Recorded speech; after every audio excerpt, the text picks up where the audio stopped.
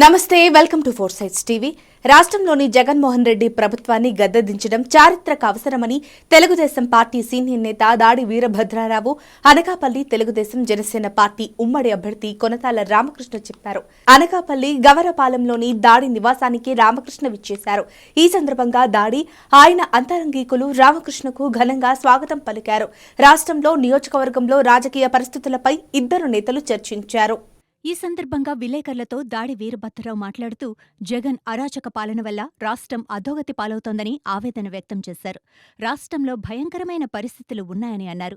అభివృద్ధి పూర్తిగా నిలిచిపోయిందని చెప్పారు. జగన్మోహన్ రెడ్డికి హృదయం లేదన్నారు. ఇటువంటి తరుణంలో రాష్ట్రాన్ని కాపాడుకోవాల్సిన అవసరం ఉందన్నారు.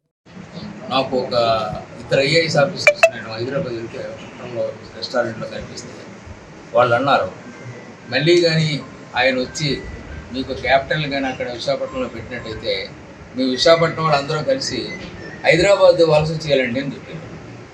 అలాంటి భయంకరమైనటువంటి వాతావరణాన్ని ఇవాళ సృష్టించారు. కాబట్టి ఇది చారిత్రాత్మక అవసరం. జగన్మోహన్ రెడ్డిని ఓడించడం అనేటువంటిది, వైఎస్ఆర్ కాంగ్రెస్ పార్టీని ఓడించడం అనేటువంటిది చాలా అవసరం. అదేవిధంగా ఈవేళ తెలుగుదేశం పార్టీ అలాగే జనసేన పార్టీ రెండు కలిసి ఉన్నాం. రాత్రి బీజేపీ కూడా కలిసి వచ్చి వాళ్ళు కూడా ఎలియన్స్లోకి రావడం అనేటువంటి జరుగుతుంది. సో ఇన్ని కలాల్సినటువంటి అవసరం వచ్చినట్టు బలమైన శత్రువు అయిపోయాడు. డబ్బు సంపాదించాడు, మామూలుగా కాదు, 5-6 లక్షల కోట్లకి డబ్బు సంపాదించున్నాడు. నేను డబ్బు సంపాదించిన ఆ డబ్బుతో ఓట్లు కొంటాను అన్నది ఒకటి. నేను డబ్బు అందరికీ ఇచ్చాను, ఒక్కొక్కరికి 50 లక్షలు 60 లక్షలు ఇచ్చి 50,000 60,000 ఇచ్చాను, ఒక్కొక్కరికి 2.5 లక్షల కోట్లు నేను పంచిపెట్టాను. కాబట్టి వాళ్ళందరూ నాకు ఓట్లు వేస్తారన్నటువంటి ధైర్యం, అహంకారం కూడా ఆయనలో ఉండడం అనేది జరిగింది. అవన్నీ చెల్లవు. ఖచ్చితంగా ప్రజలంతా కూడా ఈ ప్రభుత్వాన్ని తీసేయాలి, ఇతను ఉండడానికి వీలు లేదన్నటువంటి నిర్ణయానికి జనం వచ్చినట్టుగా అన్ని సర్వేలు కూడా తెలియపరుస్తున్నాయి. కాబట్టి మనం కూడా చాలా బాధ్యతగా ఈ ఎన్నికలు నిర్వహించాల్సిన అవసరం ఉంది. ఎన్నికలు తేలిగ్గా ఉండవు, అన్ని రకాల పవర్ కూడా ఉపయోగిస్తాడు, అన్ని రకాలుగా కూడా. కాబట్టి మనం ఆలోచన చేయాల్సి వస్తుంది. ఇప్పుడు అనకాపల్లికి ఎవరు క్యాండిడేట్ లేనట్టు అమెరికాలో ఉండేవాడిని తీసుకొచ్చి అనకాపల్లి పెట్టాడు. ధనంకే తెలియదు వాళ్ళ కొడుకు ఎలా ఉంటాడు. ఎక్కడో ఉన్నటువంటి వాడిని తీసుకుని వచ్చి అక్కడ అవసరమా? దాంతో రాజకీయపరమైనటువంటి విభేదాలు తప్ప మాకు వ్యక్తిగతమైనటువంటి విభేదాలు ఏనాడు కూడా లేవు, ఉండవు. ఏదేమైనా ఈవేళ ఆయనకి రావడం, ఈ సీట్ అనకాపల్లి సీట్ ఇవ్వడం అనేటువంటి చాలా సంతోషం.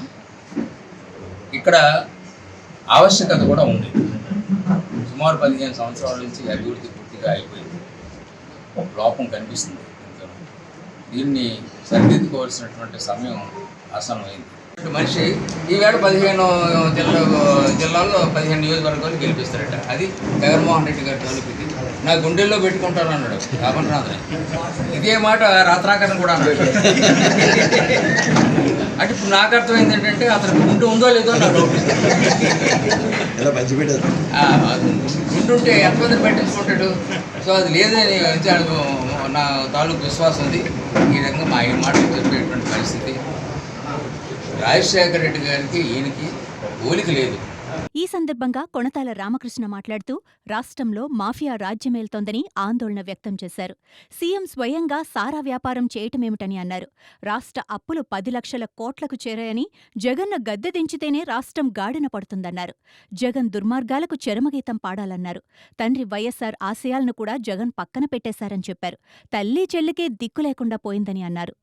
వారు చెప్పినట్టు రాష్ట్ర పరిస్థితులను దృష్టిలో పెట్టుకొని నేను కూడా ముఖ్యంగా రావడానికి కారణం, ఇప్పుడున్న రాష్ట్ర పరిస్థితుల్లో ప్రజాస్వామ్య విలువలు పూర్తిగా తిలోదకాలిచ్చి అంబేద్కర్ ఇచ్చినటువంటి రాజ్యాంగాన్ని తూట్లు పొడిచి చట్టం లేదు, ధర్మం లేదు, ఒక న్యాయం లేదు, అన్యాయంగా అధర్మంగా చట్టానికి అతీతంగా ఒక మాఫియా అధికారంలో కూర్చోబెడితే ఏ రకంగా ఉంటుందో ఈ రాష్ట్రం అర్థం ఉంది. ఇసుక మొదలుకొని, గ్రావెల్ మొదలుకొని, మైన్స్ మొదలుకొని, ఆఖరికి సారా వ్యాపారం కూడా ముఖ్యమంత్రులు చేసే పరిస్థితి వచ్చిందంటే ఈ స్థాయికి దిగజారిపోయింది.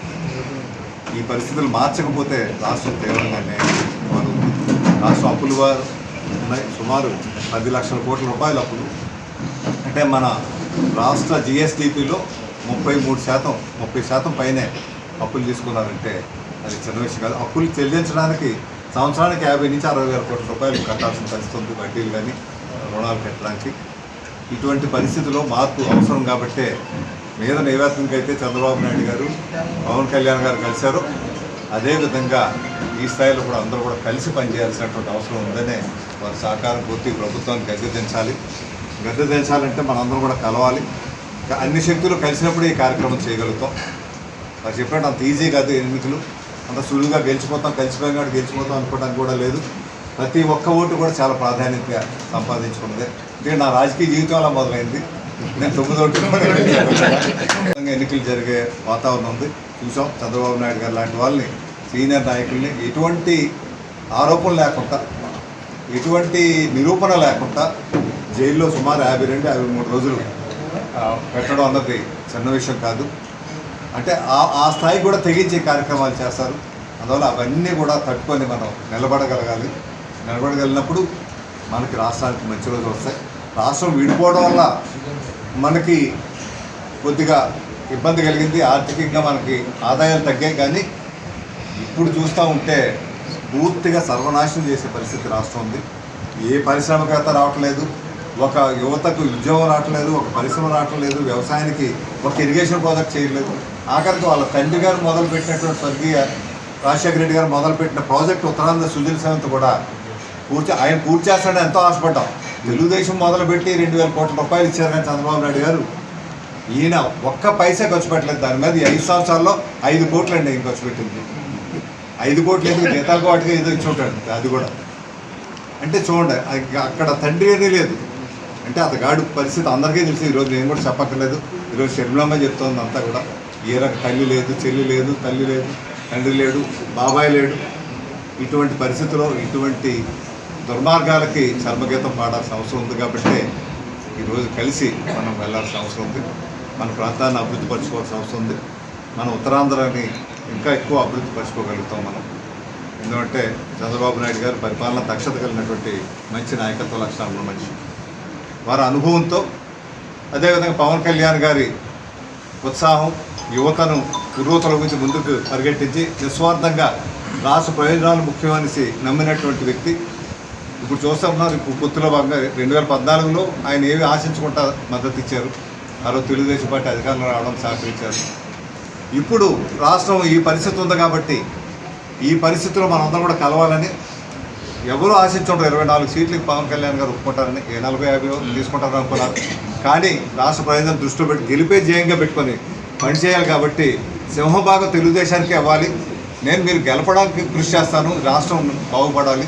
అంతే తప్పితే మనం నీకు ఎక్కువ సీట్ల తక్కువ సీట్ల అనే పోరాటం మనం పెట్టుకోకూడదు అని ఎంతో ఆప్యాయంగా ఆ స్థాయిలో ఆయన ముఖ్యమంత్రి కావాల్సినటువంటి ఆశ ఉండడం సహజం అనుకున్న వాళ్ళకి. కానీ అది కూడా పక్కకు పెట్టి చంద్రబాబు నాయుడు గారే కావాలని చెప్పి, ఆయన అనుభవం పనిచేస్తుంది రాష్ట్రానికి అవసరం అని చెప్పి అటువంటి నిర్ణయం తీసుకొని ముందుకు వచ్చారు. ఆ నిర్ణయానికి మనం దోహదపడి పూర్తి స్థాయిలో మంచి మెజార్టీతో గెలిపించుకోవడం కాకుండా ఈ ప్రాంతాన్ని, రాష్ట్రాన్ని అభివృద్ధి పరచుకోవాలి. ముఖ్యంగా స్టీల్ ప్లాంట్ లాంటి ప్లాంట్ని మనం కాపాడుకోవాల్సిన అవసరం ఉంది. అది భారతదేశ సంపద. ఆ సంపదను కాపాడుకోవాలంటే ఇటువంటి అనుభవం కలిగినటువంటి వ్యక్తులు అవసరం. ఇది మన అదృష్టం కొద్ది బీజేపీ కూడా కలిసి వెళ్తున్నాం. కాబట్టి ఈ 3 మొన్నే చెప్పాను నేను, ఇది 3 కలిసి త్రివేణి సంగమం. ఇది